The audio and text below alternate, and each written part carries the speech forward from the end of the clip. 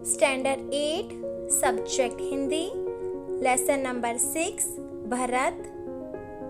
Student, इस lesson का हमने ऑलरेडी फर्स्ट पार्ट समझ लिया है।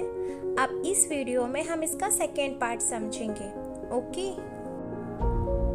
दूसरी तपस्विनी, हे बड़भागी, यह ऋषि कुमार नहीं है। बड़भागी मीन्स होता है बड़े भाग्य वाला, वेरी लकी। दूसरी तपस्विनी ने दुष्यंत राजा से कहा कि बड़े भाग्य वाला है ये बालक, ये ऋषि पुत्र नहीं है।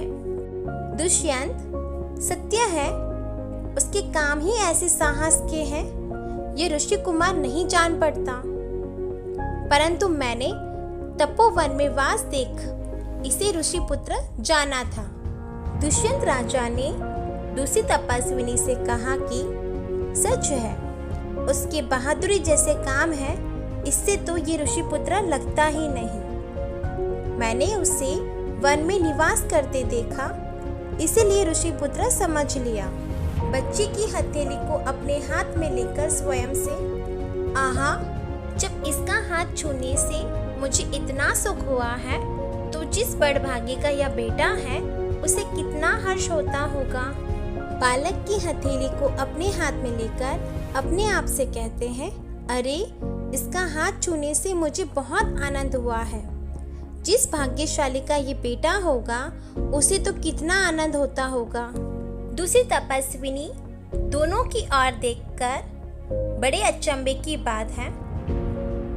दूसरी तपस्विनी दोनों को देखकर कहती हैं कि बड़े आश्चर्य की बात है।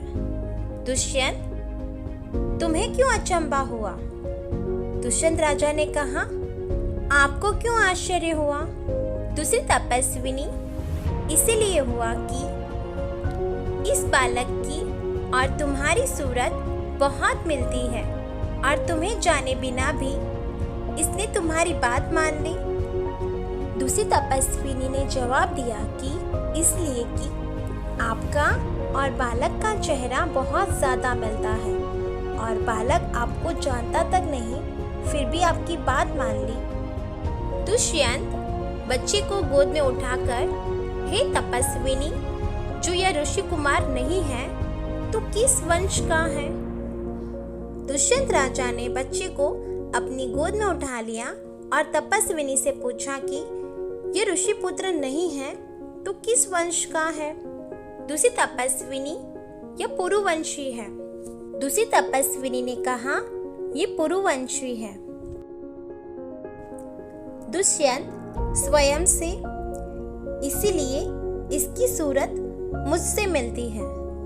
दुष्यंत राजा अपने आप से कहते हैं, इसीलिए तो इसका चेहरा मुझसे मिलता है।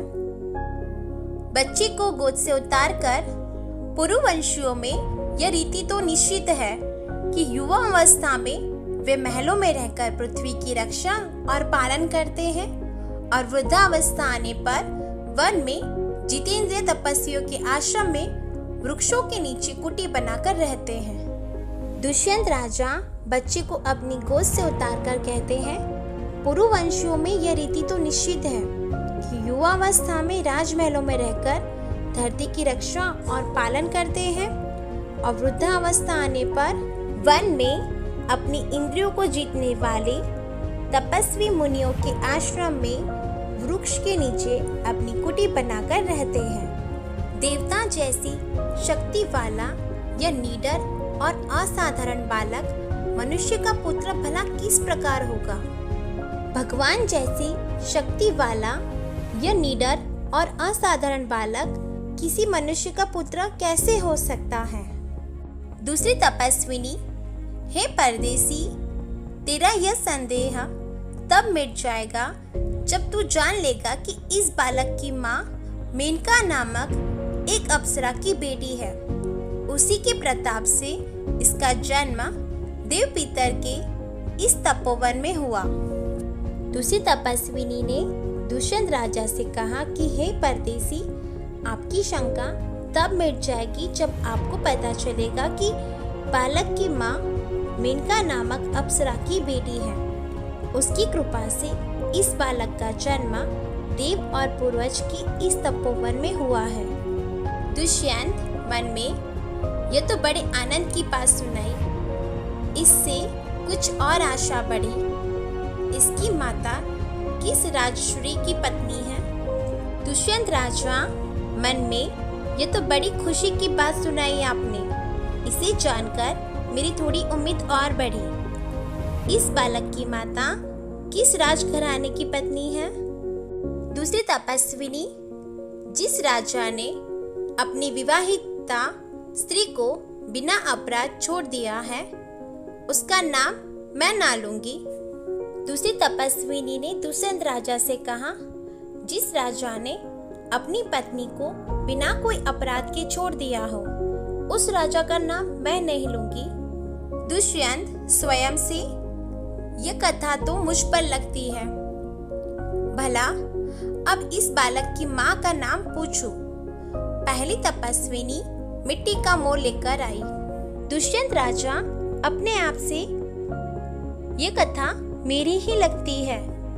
अब इस बालक की माँ का नाम पूछता हूँ। इतने में पहली तपस्विनी मिट्टी का मोर लेकर आती है। पहली तपस्विनी, हे सर्वदमन, यह शकुंतल लावण्य देख। पहली तपस्विनी मिट्टी का मोर लाकर बालक को देती है और उससे शकुंतल लावण्य यानी पक्षी का सौंदर्य देखने को कहती है। बालक बड़े चाव से देखकर, कहाँ है शकुंतला मेरी माता? बालक बड़े प्यार से देखकर तपस्विनी से पूछता है, कहाँ है मेरी शकुंतला माता? दूसरी तपस्विनी हंसती हुई, यहाँ तेरी माता नहीं है। तुम इस नाम से धोखा खा गए सर्वदमन। मैंने तो कहा था मिट्टी के मोर को देख। दूसरी तपस्विनी हंसती हुई बालक से कहती है कि यहाँ पर तुम्हारी माता नहीं है। शकुंतला शब्द सुनकर बालक उससे अपनी माँ का नाम समझ लेता है। तपस्विनी कहती है, मैंने तो मिट्टी के मोर को देखने के लिए कहा था। दुष्यंत स्वयं से, इसकी माँ मेरी ही प्यारी शकुंतला है या इस नाम की कोई दूसरी स्त्री है? यह वृत्तांत मुझे ऐसे व्याकुल करता है जैसे मृग तृष्णा प्यासे हिरण को व्याकुल करती है। दुष्यंत अपने आप से, इस बालक की माँ मेरी शकुंतला है या इस नाम की कोई दूसरी स्त्री तो नहीं? यह घटना तो मुझे बहुत दुखी कर रही है। जैसे कि मृग तृष्णा, प्यासा मृग पानी की तलाश में इधर उधर भटकता है और वो चमकती रेत को पानी समझ लेता है। जब वो पानी पीने की कोशिश करता है तब उसे पता चलता है ये पानी नहीं, चमकती हुई रेत है। उसी प्रकार दुष्यंत राजा भी व्यथित हो रहे हैं, व्याकुल हो रहे हैं। बालक खुश होकर, मुझे यह मोर बहुत अच्छा लगता है, खिलौना ले लेता है। बालक खूब खुश होकर, यह मोर वाला खिलौना मुझे बहुत अच्छा लगता है, और वह खिलौना ले लेता है। पहली तपस्विनी घबराकर, ओह, बालक की बाह से रक्षाबंधन कहाँ गया? बाह मीन्स होता है बाजू, रक्षाबंधन यानी रक्षा करने के लिए बांधे जाने वाला धागा। ठीक है।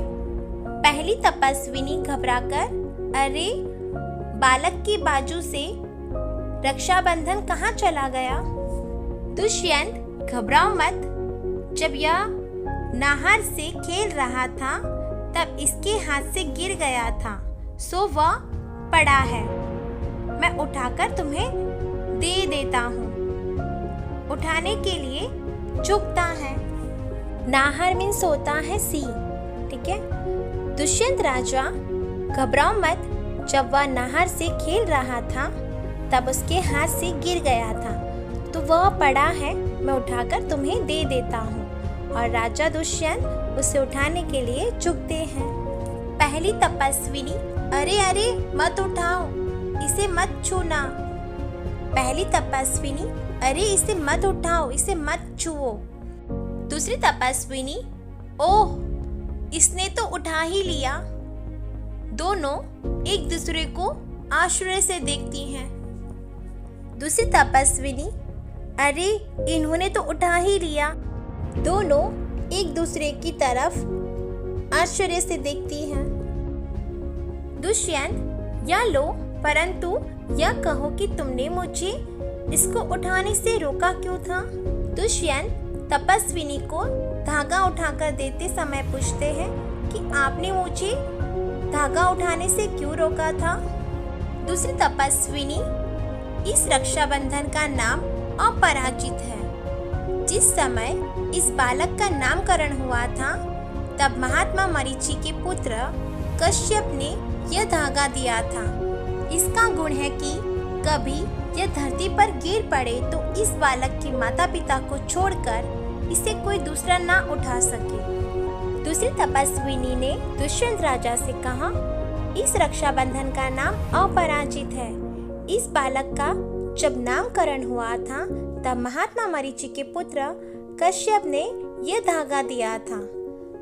इस धागे का यह गुण है कि इस धागे को बालक के माता पिता के अलावा कोई दूसरा ना उठाए। दुष्यंत, और जो कोई उठा ले तो क्या हो? दुष्यंत राजा ने तपस्विनी से पूछा, अगर कोई और उठा ले तो क्या हो जाएगा? पहली तपस्विनी, तो यह तुरंत सांप बनकर उसे डसता है।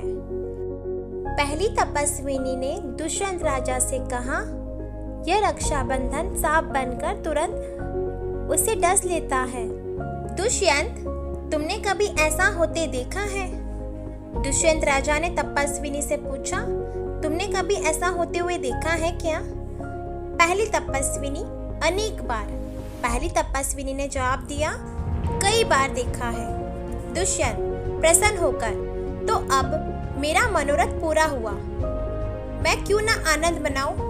बालक को गोद में ले लेता है, पर्दा गिरता है। दुष्यंत राजा खुश होकर कहते हैं कि अब मेरी इच्छा पूरी हुई, अब मैं क्यों ना आनंद मनाऊं? और राजा दुष्यंत उस बालक को अपनी गोद में उठा लेते हैं और पर्दा गिर जाता है। दुष्यंत राजा बहुत प्रसन्न हो जाते हैं क्योंकि उनकी इच्छा पूरी हो जाती है। जब उन्हें पता चलता है कि सर्वदमन ही उनका बेटा है, क्योंकि जब धागा उठाने से वो सांप बन जाता है। जब उन्होंने उठाया तो वो सांप नहीं बना। इससे यही पता चलता है कि दुष्यंत राजा ही सर्वदमन के पिताजी हैं। इसीलिए राजा की खुशी का ठिकाना नहीं रहता। इसीलिए बेटे को गोद में उठाकर उससे प्यार करते हैं। Okay, I hope you understand the lesson. Okay, thank you.